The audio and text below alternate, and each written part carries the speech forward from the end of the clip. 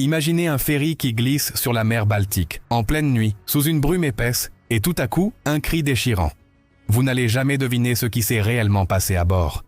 Voici l'histoire du Viking Sally, l'une des affaires les plus troublantes et jamais résolues de l'histoire. Nous sommes le 27 juillet 1987. Le ferry Viking Sally quitte Stockholm pour rejoindre Turku, en Finlande. À son bord, des centaines de passagers, des familles, des touristes et 3 jeunes Allemands en quête d'aventure. Klaus Schelkle, 20 ans, sa petite amie Bettina Taxis, 22 ans, et leur ami Thomas Schmid. Ils voyagent avec un petit budget, dormant sur les ponts publics pour économiser. C'est leur été de liberté, un voyage d'amitié avant de retourner à leurs études. La soirée s'annonce paisible. Des rires, des discussions, un peu de musique dans les couloirs du navire. Klaus et Bettina sont inséparables, blottis l'un contre l'autre. Klaus pointe l'horizon et dit « Regarde Bettina, le soleil ne se couche jamais vraiment ici. C'est beau, non ?»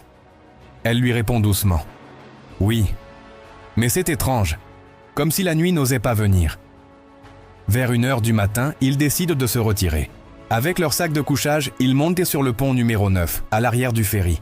Près de l'hélipade, ils trouvent un coin calme, presque désert. Une seule lampe projette une lumière faible et tremblante.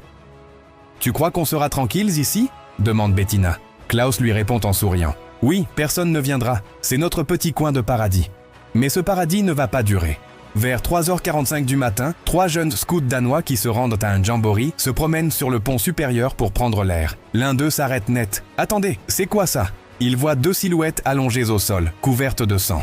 En s'approchant, ils comprennent avec horreur qu'il s'agit d'un couple violemment agressé. L'un d'eux crie « Mon Dieu, vite, il faut appeler de l'aide !» L'infirmière de bord arrive en courant, suivie d'un agent de sécurité. Le silence du pont est brisé par les pas précipités et le grésillement des radios. Bettina respire faiblement. Klaus, lui, ne bouge plus. Un hélicoptère de secours est appelé en urgence. À 5h48, il atterrit à Turku. Malgré tous les efforts des médecins, Klaus est déclaré mort. Bettina, plongée dans le coma, lutte pour sa vie. Ses blessures à la tête sont si graves qu'un enquêteur dira plus tard « On aurait dit que quelqu'un avait laissé toute sa rage sur eux ». Le choc est immense. L'enquête commence dès le lendemain. Tous les passagers sont interrogés. Des dizaines de témoins, des souvenirs flous, des contradictions. Certains ont entendu des bruits, d'autres ont aperçu un homme rôder sur le pont. Mais aucune preuve solide. L'ami de Klaus, Thomas, est interrogé à plusieurs reprises. En larmes, il répète « Je ne comprends pas. Klaus n'avait pas d'ennemis. Pourquoi eux? Pourquoi cette violence ?» Les semaines passent, l'enquête piétine. Les autorités finlandaises, suédoises et allemandes collaborent, mais sans succès. Aucune empreinte, aucune arme. L'affaire du Viking Sally devient un mystère glacial, figé dans la brume de la mer Baltique. Des années plus tard, un nom refait surface. Herman, l'un des scouts danois qui avait découvert les corps. En 2020, il est accusé de meurtre.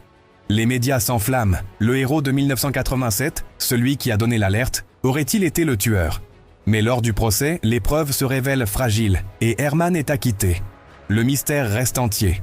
Thomas, l'ami du couple, ne s'en est jamais remis. Bettina a survécu mais n'a plus jamais parlé de cette nuit. Elle a quitté l'Allemagne et a disparu sans laisser de traces. Thomas, lui, est hanté par une question. Et si tout cela n'avait pas été un simple crime? Un soir d'automne, plus de 30 ans après, Thomas reçoit un appel anonyme. Une voix rauque chuchote. « Tu crois que la mer a oublié? Regarde autour de toi, Thomas. La vérité est encore là. » Le souffle coupé, il raccroche. L'idée le ronge. Il décide de retourner en Finlande. Le port de Turku est calme, mais le brouillard épais semble cacher quelque chose. Il marche jusqu'à l'endroit où le ferry accostait autrefois. Soudain, un bruit métallique résonne derrière lui. Il se retourne, le cœur battant. Qui est là? Aucune réponse. Puis, dans la brume, une silhouette apparaît. Une femme vêtue d'un manteau sombre. Le sang de Thomas se glace. « Bettina » murmure-t-il. La silhouette avance lentement. Ses yeux brillent d'une lueur étrange. « Pourquoi as-tu laissé la vérité derrière toi ?» souffle-t-elle d'une voix brisée. Thomas recule. Des souvenirs de la nuit du drame explosent dans sa tête. Le cri, une silhouette, et cette lampe qui s'éteint soudainement. Et si l'agresseur n'était pas un inconnu? Et si le mal était resté à bord, tapi dans l'ombre depuis tout ce temps? Son téléphone vibre. Un message vient d'arriver. « Regarde derrière toi. Elle n'est pas seule. » Il se retourne et dans la brume, il distingue 2 formes. Un homme et une femme, leur visage pâle et figé dans la douleur. Klaus et Bettina. Thomas hurle, mais aucun son ne sort. La brume se referme sur lui. Depuis cette nuit-là, personne ne l'a revu.